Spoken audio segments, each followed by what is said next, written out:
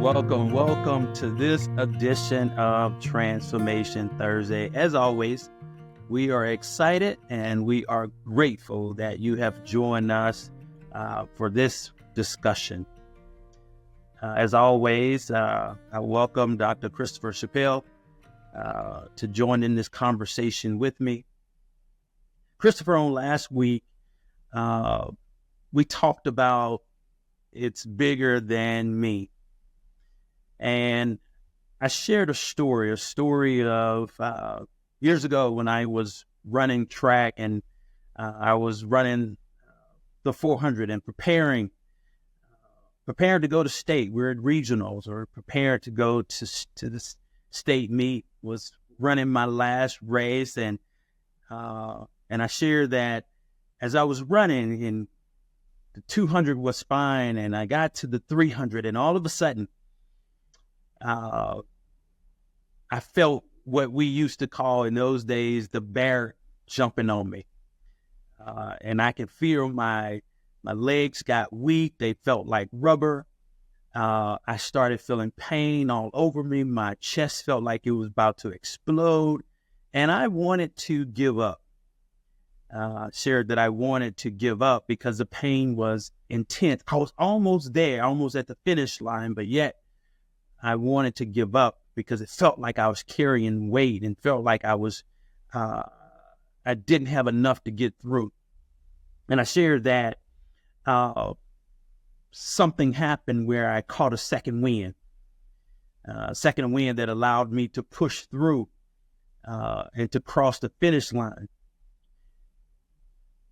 One of the things that happened also in that incident is that I began to hear the cheers from the crowd, my teammates, and cheering me on to keep pushing and to keep going. And as we think about that, thinking about capturing our second win, but also thinking about the fact that I was not just running for me, but I was running for them as well. But sometimes, as I thought about this and thought about this topic, sometimes there are no cheers. Sometimes we can't hear the cheers that would help us to keep pushing forward. And I want to take us back to one of my favorite scriptures. It's one of my favorite scriptures because it's probably is one of the scriptures that I deem to be so powerful. It is found in several places throughout the Synoptic Gospels, but specifically I wanted to explore Luke chapter 22. Jesus and the disciples have marched out of the upper room and they are at Gethsemane. And it's something powerful because Jesus tells the majority of his disciples to wait and he goes a little bit further with his three closest friends, that being Peter, James, and John. And he tells them something that's super powerful that I want to explore today. He says, watch with me. He's in the greatest struggle of his life. There's mental anguish. He's questioning things. One of the greatest struggles.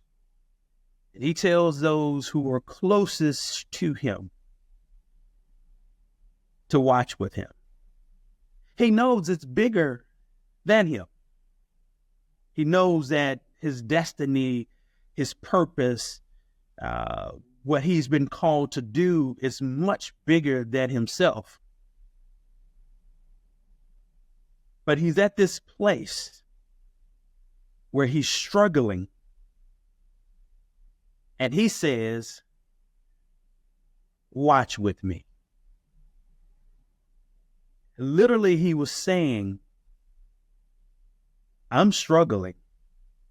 He even goes on to tell us, he says, I'm at the point where my soul is vexed. There's mental anguish.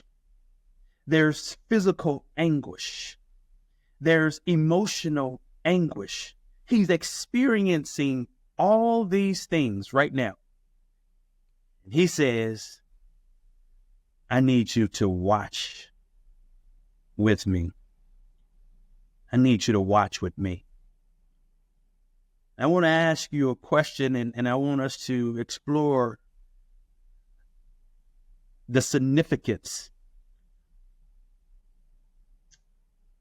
of having someone to watch with you. So I think you mentioned it before in a previous conversation about Moses and Aaron. And when they were holding them up, they were winning. The army was winning. Mm-hmm. As his arms lowered, the pendulum shift. So having someone to watch with you essentially does that very thing. Mm-hmm. It helps you to win because of the support. I was just listening to something this morning. It was talking about a high performance engine and how if we are going to push forward and win in life, we need to operate like a high performance engine. But the thing about operating in that capacity, being no matter how strong it is, it doesn't perform at its best without having all of those supporting parts that allows it to do what it does best. Uh-huh. So it's the fine tuning. It's those things that help you to fine tune that moves you further and allows you to be your strongest and at your best when you feel like you're the most vulnerable, when you feel like you're the weakest. Mm-hmm. So having someone to watch with you is like having a spotter. Yeah. The spotter doesn't always help you lift the weight, but the spotter is there letting you know that you can lift the weight. The spotter is there pushing you to do one more when you don't think there's more in you. And that's the power. That's the power of support. That's the power of having someone there to have your back, to watch with you when you're weak at work. Yeah. I like that. You know, I was listening the other day. I was listening to T.D. Jakes, and he pointed out, he said, we have been programmed. He was specifically talking about men, but I think the same is true for women as well. But he said, we have been programmed to boast in our strengths. Seldom do we talk about our weaknesses. We always talk about our strengths, where we're strong. When people celebrate, they celebrate us for our strengths. But the interesting thing about that is that we fail to seek help because we were attacked because of our weaknesses. And so it's hard to identify people that will watch with you because you don't want to show weakness. Well, I think that stems from knowing what type of relationship that you have. You're able to be vulnerable and show weakness and have those that surround you to show up those weaknesses and to help you through those difficult spots when there's a high trust relationship. Mm-hmm. Because notice even the story that we're reading in the Bible, it's talking about those who Jesus took with him. into that particular place. Not everyone were given that opportunity. Right. Yeah. So in order to have that high trust relationship, like, you know what you're going to get out of Andre, right? You know what you're going to get out of whomever. Like, when you know what you're going to get, and that's by showing up consistently, time and time again, through high moments and low moments, through celebration and indifference. I mean, it's easy, and that's why it's important for us to have those relationships, and that's why we ought to bear one another infirmities in this walk, right? Because you're gonna have those moments, right? You have those moments when you're not feeling your best. You have those moments when you're feeling like you're giving out a well of emptiness, but then you need somebody there to know that they will help restore me, help strengthen me. And even if you don't, there's still help, because he will. Yeah. So I like that. That's it. You're never without support. Right. I like that. So God has this tendency to not only connect us to certain people that can shore us up, that can prop us up, but then there's something else so powerful. You just hit on it right there. And this is how Paul states it. Paul states it like this in 2 Corinthians, and you know it very well, when he's talking about his thorn, and he said, and when God tells him, my grace is sufficient for you. And then Paul goes on to say, I boast even more in my weaknesses, when I'm vulnerable, when I'm struggling, when I feel the weight of the world on my shoulders. He said, that's what I boast in. I don't boast in the fact that I'm strong here. I don't boast in my strengths. I don't boast in what I'm good at. He said, I boast in those areas where I'm weak, where I'm struggling, because he said it's then that I'm shored up by the people that are positioned in my life, but also more so by God himself. He says, I boast in my weaknesses, because then I'm made strong. Then I'm made strong. I'm made strong when he stands me up, when he builds me up, when he strengthens me, then I'm made strong. You know, the part that I see in that, in terms of being made strong, that's because you go through that growth and development stage, right? For any, like, not just spiritually, but when you go through something, and you go through something with someone, either it's going to bring you closer, or it's going to expose the relationship. It's going to expose the support, right?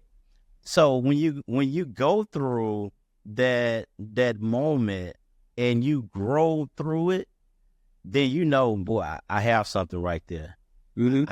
I know that. So now that the way that the relationship is strengthened is like, I'll do anything for this person, because I know that they have my best interest. The same way that we gain confidence in God, because he proves to us time and time again that he'll carry us through anything. That's why we should have a relationship that says, Lord, because you are so good, I'll do any and everything for you. And all that. We know how that works when we've been in tight spots, and you had somebody to stand with you when others probably been tearing down your name and ridiculing and everything else, but you had somebody to say and stand with you and say, I know the character of this man. I know the character of this woman.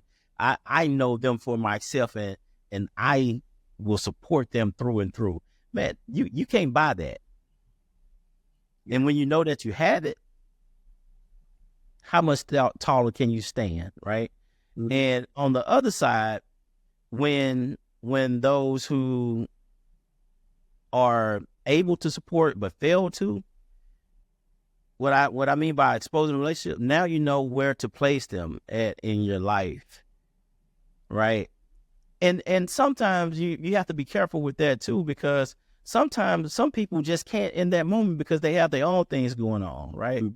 But again, going back to high trust relationships, if we're able to communicate that, say, hey, Chris, look, man, I would love to, but right now, bruh, sure, maybe we just need to lean on each other back then, So yeah, it's really about navigating that space, knowing that you can grow through it, and there's opportunity to develop, because no matter how the experience goes, we grow and we learn.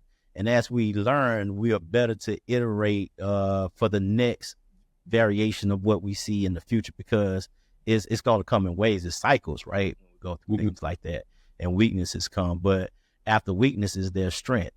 And after strength, there's testing. So that's how it goes. Then you take me to there's two things. First of all, listening to Keon Henderson not too long ago, he pointed out that sometimes I don't have 100. Sometimes I only have 10. But if you have that 90, then you can stand me up. Mm-hmm. And sometimes I might have 90 and you might have 10. But as we stand each other up, we can lean on each other. We can suffer with each other. We can suffer through it together and get to a certain place together. But then we also know that we have something even greater, in that we have God, in that we have his Holy Spirit, in that we know that he's always at 100.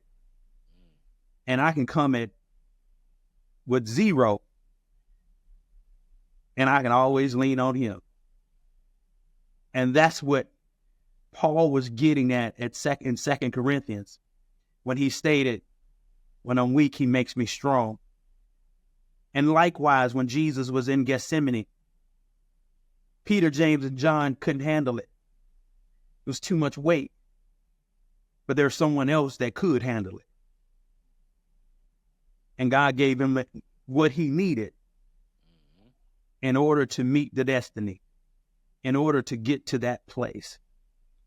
And so likewise for us, God positions people in our lives to help stand us up.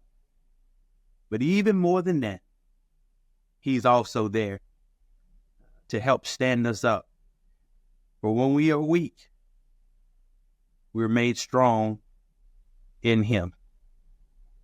We're made strong in him. Peter said it like this. He said, after you have suffered a while, then you are strengthened, you are established. After there's a little bit of struggle, then comes restoration. Then comes the healing. That's our thought on this Transformation Thursday. And I want you to affirm with us on this day that I will watch with you. I'm made strong in Christ Jesus. I will overcome it. See you next week on Transformation Thursday.